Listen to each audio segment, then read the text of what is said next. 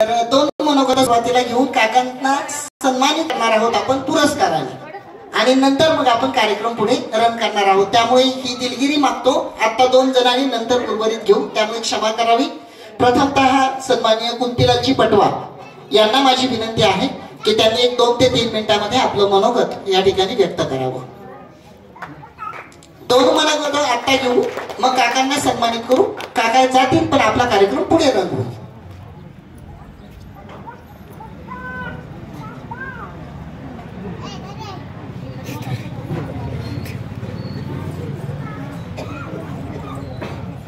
प्रज्ञाचक्षु काका तसेच महाराज व जारदेवळेकर सर्व मंडळी आणि डॉक्टर उद्धव घोषील यांनी 2 महिन्यापासून खूप प्रयत्न करून सगळ्याशी संपर्क करून प्रयत्न केला आणि सर्वांना बोलवलं. तसंच त्यांच्या विनंतीला मान देऊन आम्हाला येण्याचा लाभ भेटला.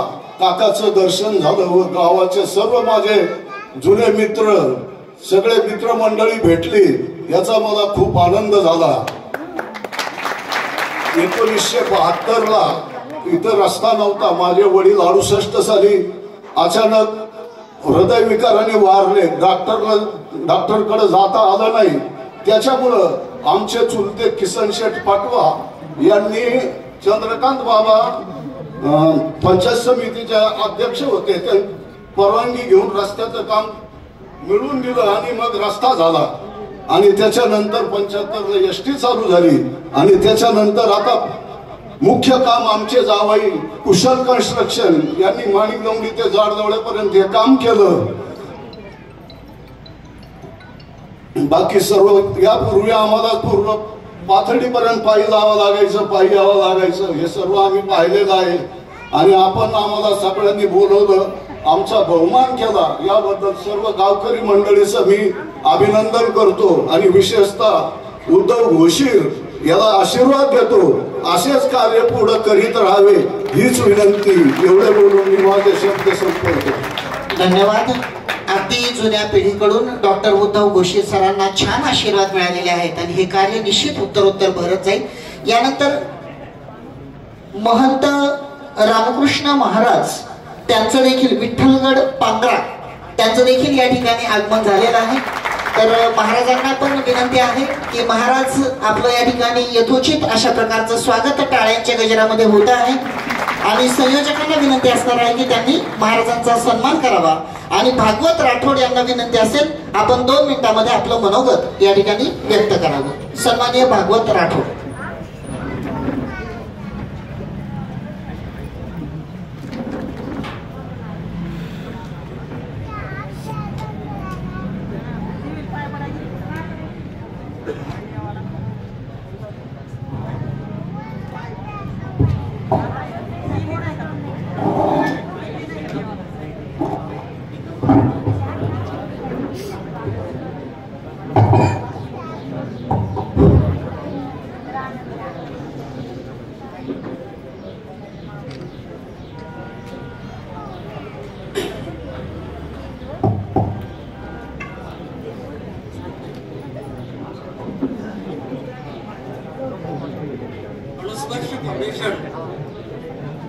आयोजित गावचे भूषण भगप गुरुवर्य प्रज्ञाचक्षु मुकुंद महाराज जाडदेवळेकर यांना जाडदेवळे या आपल्या गावच्या वतीनं जाडदेवळे भूषण म्हणून पुरस्कार देऊन सन्मानित करायचं. आणि गावातील आपण जे जुने सवंगडी आहोत यांचा एक स्नेह मेळावा करायचा असा प्रस्ताव घेऊन डॉक्टर उद्धवजी घोषील माझ्याकडे आले. अगोदर त्यांची जुळाजुळ झाली होती, पण मला त्यांनी सहज विचारलं, सर आपण असं करतोय. मी म्हटलं अतिशय छान. आणि त्याच वेळेस त्यांना शुभेच्छा दिल्या. हा कार्यक्रम घडून येत असताना स्टेजवरती हबप महंत काशीनाथ महाराज गणेश गडकर, हबप गोविंद महाराज जाडवळेकर, हबप सुदर्शन मुनी उदासीन महाराज सुदर्शन आश्रम शिंदेवाडी, हबप महंत रामकृष्ण महाराज शास्त्री विठ्ठलगड पांगरा, या सर्वांना मी अभिवादन करून आयोजकांनी मला 2 शब्द बोलण्याची संधी दिली त्याबद्दल मी त्यांचे धन्यवाद प्रथमतः मानतो. स्टेजवरती उभं राहिल्यानंतर लगेच सूचना आली की 2 मिनिटांमध्ये आटोपून घ्या. आता आटोपून घ्या, निश्चितच काकांना जायचं आहे. माझे काही मुद्दे मी नंतर बोलेल, पण काही मुद्द्यांच्या ठिकाणी निश्चितच उल्लेख करावा वाटतो की माझे वडील देवराम राठोड, त्यांचं रेकॉर्डिंग नाव आहे देवजी.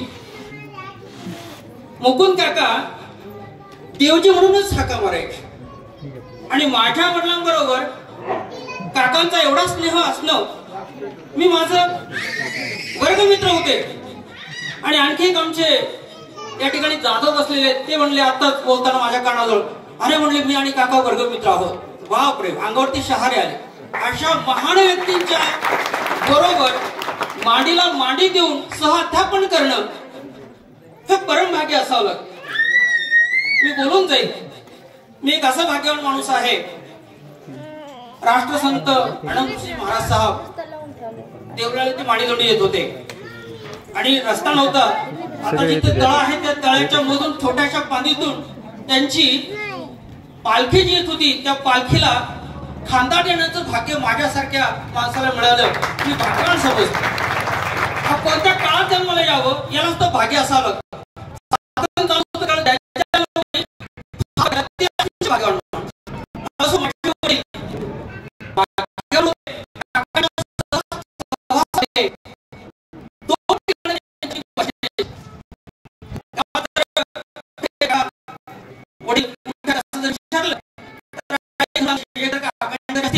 नाहीतर मिसळ काकाच्या घरी असतील, मिसळ काकांच्या घरी असतील. 2 ठिकाणं आणि नाही सापडले तर त्यांच्या आमचा स्नेह संबंध अतिशय जवळच. कारण रुक्माबाई या आमच्या वडिलांच्या गुरुबाई.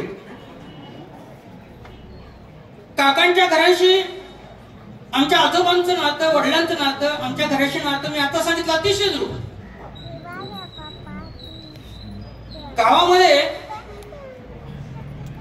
2 ठिकाणी वटीस्थापती असं आई म्हणायची. मी एकदा सहज देवदर्शनासाठी गेलो.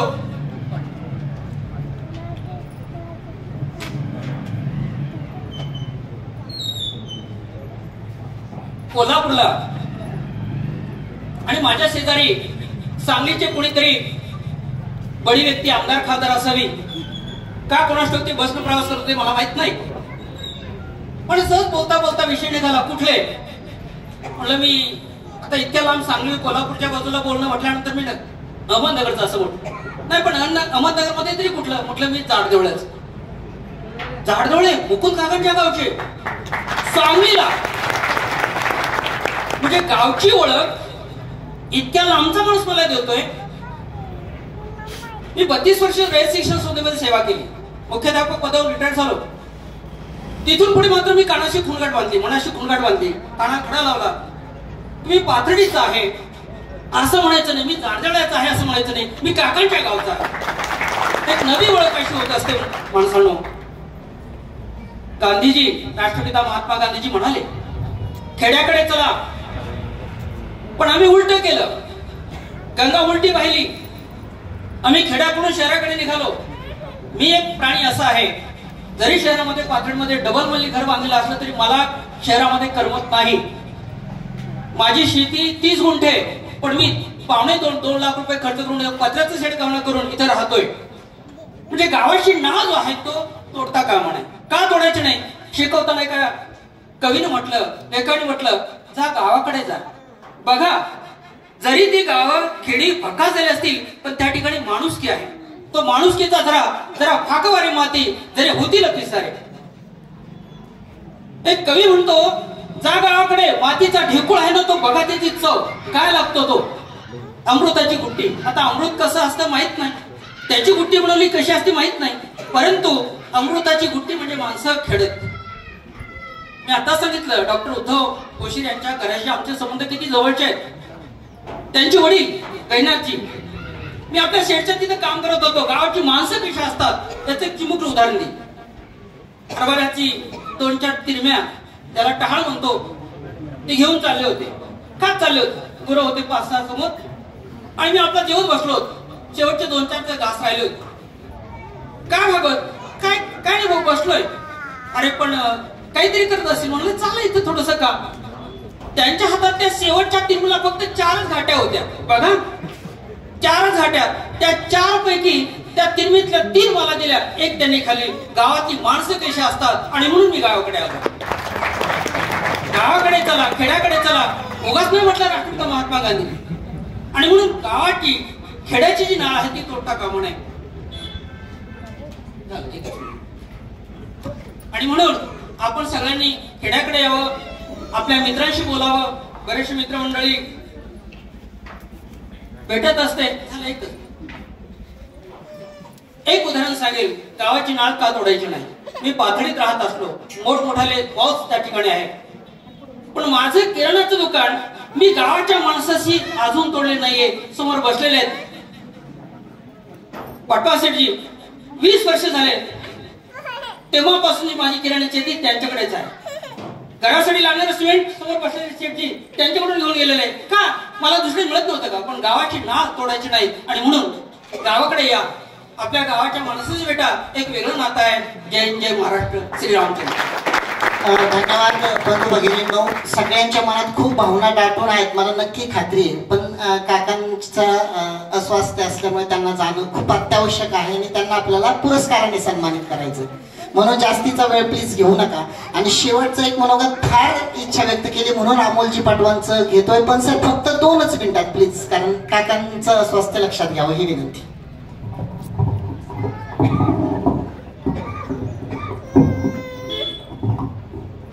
कटरे सर, तुम्ही काही काळजी करू नका. काकांच्या अंगाखांद्यावर खेळलेलो आहे आम्ही, आणि आमच्या सगळ्यांच्या आणि काकांची जुने सवंगडी भेटून त्यांना चांगली एनर्जी आलेली आहे आणि गावची माती त्यांना कायमच चांगली प्रेरणा देते. त्याच्यामुळे काकांची काळजी तुम्ही करू नका, फक्त बाकीच्यांचे मन सांभाळण्याचा प्रयत्न करा. काका आमचं मन सांभाळणार आहेत, थोडी आमच्यासाठी थोडीशी तकलीफ सहन करणार आहेत. मी काही जास्त लांबवणार नाही, पण मनातल्या भावना रात्री 11:30 वाजता घोशीर सरांचा फोन आला की तुम्हाला बोलावं लागेल, म्हणून थोडंफार लिहिलंय ते पूर्ण करण्याची इच्छा आहे, म्हणून तुमची विनंती हे करतोय. बर, आता सुरुवात करतो. थोडीशी परिचय देऊ माझा. सरांनी दिला